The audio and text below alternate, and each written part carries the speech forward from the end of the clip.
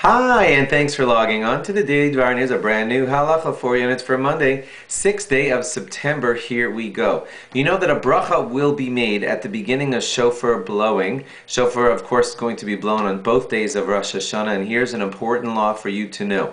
Of course, you know you're used to this from the meal on Shabbos. You make the bracha of hamotzi, and nobody speaks until the bread is eaten, right?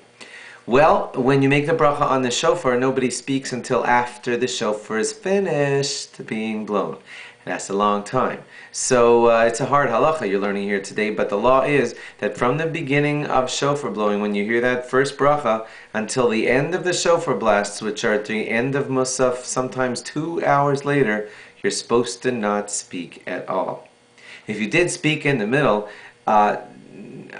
you're okay. I mean, you've still got the mitzvah. It's just your bracha got kind of broken away from the mitzvah that you were doing, and that's not proper.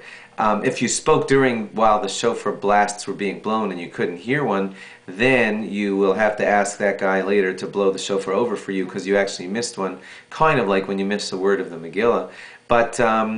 But back to the law that we're stating, that is best from the beginning of shofar blowing, when that bracha is first recited until the end, about 2 hours later, try not to speak at all. That includes, by the way, saying Baruch Hu, Baruch Shemo.